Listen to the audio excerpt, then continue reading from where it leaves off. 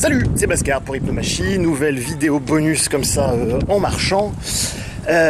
Aujourd'hui, je voudrais vous entretenir d'une forme d'invisibilité.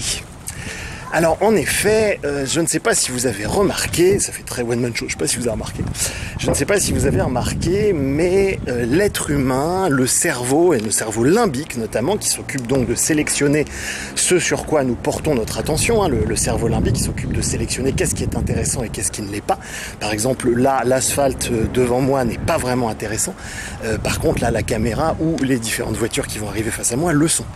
Donc notre cerveau limbique s'occupe de séparer comme ça, de distinguer ce qui est essentiel de ce qui l'est moins à notre survie sur des millénaires d'évolution darwinienne. Et la conséquence de cela, c'est que dans les rapports humains en général, l'être humain ne perçoit que la tension. L'être humain ne perçoit que la tension, et c'est d'ailleurs un secret de polichinelle pour toute personne qui est un petit peu versée dans des arts dans lesquels cette notion est fondamentale, que ce soit par exemple les arts martiaux dont je suis, mais aussi d'autres arts extrêmement intéressants comme la magie, le pickpocket, l'hypnose en général, etc., etc. C'est-à-dire que tous ces arts, ou le renseignement, les différents services secrets et leurs différents modus operandi, c'est-à-dire tous ces arts où il est fondamental de passer par la porte de derrière pour agir sur autrui et obtenir un effet sans que ce dernier se rende compte de ce qui est en train de se passer. Voilà.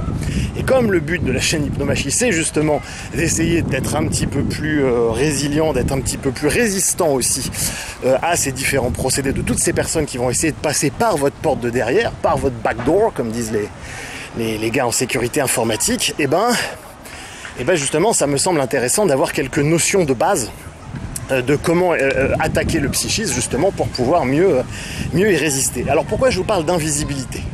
Parce que ce principe de l'être humain ne voit que là où il y a de la tension, c'est une des premières notions à examiner si l'on a envie de faire de l'hypnomachie un petit peu intéressante et de dépasser le niveau exotérique. Je vais prendre un exemple dans un milieu qui me tient à cœur, qui est celui des arts martiaux, qui est un autre de mes champs d'expertise. Et sur le net, vous avez énormément comme ça de vidéos de gens qui font des trucs très très démonstratifs avec des muscles saillants, des pectoraux apparents, des abdominaux vraiment turgescents, qui font des machins avec tout un cinéma. Alors ça fait rêver les jeunes, ils ont envie de faire des backflips, des saltos, des trucs comme ça. Tout ça est très visible. Et parce que c'est visible, en fait c'est le principe du show business tout simplement. Qu'est-ce que c'est que le show business ? C'est de donner du visible. C'est de donner un contenu qui ne demande aucune finesse pour être absorbé. C'est à peu près l'équivalent à de la bonne nourriture de ce que peut être un menu McDonald's, c'est-à-dire que c'est gras, c'est bon, ça stimule le système limbique, le système de récompense, on est bien content et on n'a fait absolument aucun effort cognitif. Et on a simplement laissé libre cours à ce que notre système limbique a envie d'aller explorer. C'est pas une mauvaise chose en soi, je dis juste qu'on va passer à côté de tout un aspect plus subtil de la vie et de l'existence. Et que du coup, je trouvais ça intéressant de s'y pencher. Alors, ce que je trouvais intéressant, c'est qu'au début, moi, quand on m'a parlé de ce qu'on appelle les maîtres de l'ombre, je pensais que les maîtres de l'ombre étaient des gens qui se cachaient. Étaient des gens qui se cachaient un petit peu comme des gens s'étaient cachés durant les persécutions au Moyen-Âge, histoire d'avoir la paix, histoire de ne pas risquer leur peau, histoire simplement de ne pas finir crucifiés, que ce soit physiquement ou symboliquement, puisque aujourd'hui, la logique sacrificielle, que ce soit sur les réseaux sociaux ou même dans les grands médias, est encore quand même largement en cours. Et en fait non, c'est quelque chose de beaucoup plus subtil que ça. En fait, très très souvent quand cette notion est comprise par des individus qui plafonnent en pré-rationnel, alors là on est dans le merveilleux. Waouh, il y a des maîtres de l'ombre, alors les gens projettent comme ça à coup de transfert massif tout leur fantasme sur qu'est-ce que c'est que les maîtres de l'ombre. Donc en gros ils vont projeter tous les papas et les mamans qu'ils n'ont pas eu et qu'ils aimeraient bien avoir. Donc évidemment c'est totalement déraisonnable, évidemment on est là totalement en transe hypnotique et évidemment ce genre de fascination peut bloquer l'individu assez rapidement malheureusement dans une espèce de quête effrénée du miraculeux et du merveilleux. Le merveilleux qui pour la petite anecdote est un gâteau que vous pourrez trouver dans plusieurs pâtisseries à Paris et que je vous recommande, qui est très très bon. Voilà, ça n'a aucun rapport avec le propos mais je vous le signale parce qu'il est vraiment délicieux. Alors d'un point de vue rationnel, D'un point de vue rationnel, l'individu va avoir tendance à considérer que ces notions-là sont du bullshit. Il va demander des sources, il va demander des preuves, il va demander des études, il va demander de définir avec précision, avec des concepts mentaux rigoureux, falsifiables, qu'est-ce que c'est qu'un maître de l'ombre. Et devant la faiblesse des définitions, ou en tout cas la subjectivité des définitions proposées, il va simplement abandonner ce concept parce que ce ne sera pas utile pour lui. Tout ce qui intéresse un individu plafonné en rationnel, c'est simplement qu'est-ce que ça lui apporte. Donc il en a rien à fiche de savoir si son formateur est un maître de l'ombre ou simplement Roger, titulaire d'un BAFA qui est en train de lui faire un petit atelier dans une colonie de vacances. Il s'en fiche totalement. Lui, tout ce qui compte pour lui, c'est simplement les apports. Voilà. Mais cette notion revient, ou peut revenir, je vais plutôt dire peut revenir, peut représenter à nouveau de l'intérêt lorsqu'on se réouvre au transrationnel, dans la mesure où on perçoit tout de même qu'il y a certains êtres humains par rapport à d'autres, qui ont touché quelque chose d'un petit peu essentiel en termes de conscience, de présence à soi-même, voire de conscience non duelle, et qu'il y a tout de même, malgré l'immense difficulté, voire impossibilité à modéliser avec clarté la chose, il y a quand même quelque chose, il semblerait. En tout cas, on peut le croire, et après, chacun voit midi à sa porte, puisque, pour rappel, on peut tout à fait avoir accès à une forme de transrationalité sans ce type de croyance. Certaines personnes peuvent considérer que l'obtention d'un certain succès, d'une certaine reconnaissance par ses pairs, peut être un indicateur de ce genre de choses. Moi, je crois pas, ne serait-ce que parce qu'il y a plusieurs raisons d'avoir du succès. Vous avez des raisons de chance, tout simplement. Vous avez des gens qui s'intéressent à la bonne chose au bon moment, à l'époque où un marché est émergent, et donc du coup ils se retrouvent propulsés à la première place dans des positions de leader de marché, et donc ils connaissent un succès objectif réel, mais en fait ça n'a rien à voir avec une quelconque capacité plus profonde et plus fine que ça. Ils ont juste eu un énorme coup de chance, hein, les fameux signes noirs de Nassim Taleb. Vous avez des gens qui vont courir après le succès de manière névrotique pour compenser quelque chose, ou pour obtenir désespérément une reconnaissance de papa, de maman ou de la société.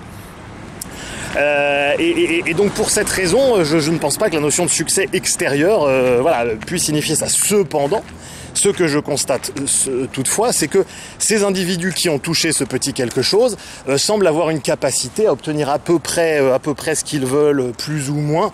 Là encore, c'est pas de la toute-puissance, c'est juste une compréhension correcte de la puissance et de comment fonctionne l'univers, assortie d'une relative capacité à lâcher prise, à s'adapter et à justement à plier sans souhaiter imposer sa volonté au-delà d'un certain point. C'est-à-dire, c'est justement toute la différence entre la puissance et la toute-puissance. Et ça c'est important, parce que ce que je vous disais en ouverture, c'est que l'individu ne voit jamais que la tension. Moi j'ai un ami comme ça qui est en train de décoller. Il est passé dans une espèce d'autre lumière sur bien des points, et dans une certaine mesure je le vois qui disparaît petit à petit. Pourquoi je le vois qui disparaît ? Parce que je le vois qui disparaît dans le sens de je l'ai connu depuis très très longtemps, et donc j'ai toujours vu ses saillances, j'ai toujours vu ces zones de tension, j'ai toujours vu les zones qui étaient coincées, qui étaient tendues chez lui psychiquement, émotionnellement, etc. Et donc c'est logiquement que je le vois se détendre. Et comme je le vois se détendre, je le vois aussi en même temps littéralement disparaître, et à mes yeux et aux yeux des autres. Et donc du coup voilà, c'est quelque chose d'important dans certaines disciplines traditionnelles, d'apprendre comme ça à lire entre les lignes, à voir ce qui disparaît.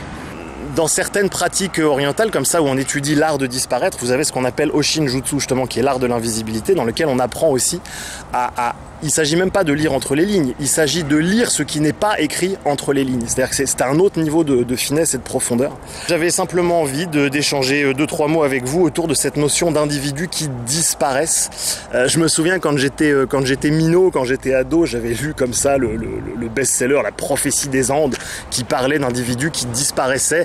Mais moi je prenais ça à l'époque au premier degré, et puis du coup je me disais c'est un mythe, quoi. C'est une histoire qui nous raconte, mais enfin c'est pas réel, d'individus qui deviendraient invisibles, mais au sens de l'homme invisible, c'est-à-dire qu'on n'arrive plus à les voir, à les toucher, etc.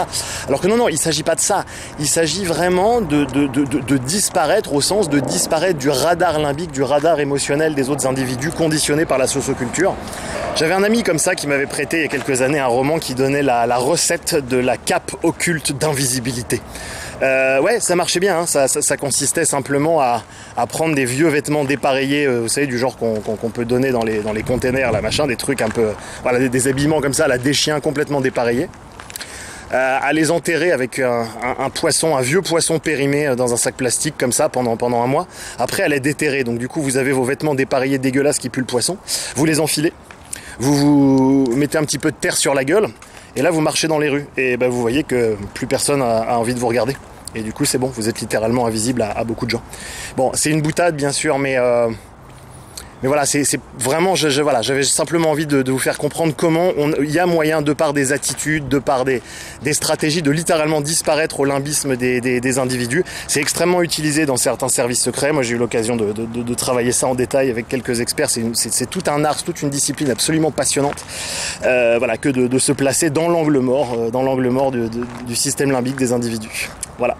Voilà, et ben j'espère que cette vidéo t'a plu, t'a intéressé. C'est une petite vidéo bonus, donc voilà, c'est juste des petites causeries comme ça, des idées sur des thèmes connexes à Hypnomachie. N'hésite pas à venir nous rejoindre sur la page Facebook Hypnomachie, d'ailleurs où vous êtes relativement peu par rapport au nombre d'abonnés de la chaîne, donc n'hésitez pas à venir, ça fera vraiment plaisir. Et pareil pour les pouces, n'hésitez pas à mettre des pouces vers le haut ou vers le bas d'ailleurs, si ça vous a pas plu. En tout cas, si ça vous a pas plu, ça m'intéresserait d'entendre qu'est-ce qui vous plaît pas, etc. À part ma gueule, je veux dire. Voilà, dans ce cas-là, effectivement, il n'y a pas grand-chose à faire puisque je ne vais pas en changer.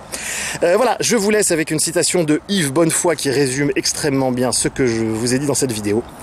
L'invisible, ce n'est la disparition, mais la délivrance du nuisible. Salut Internet.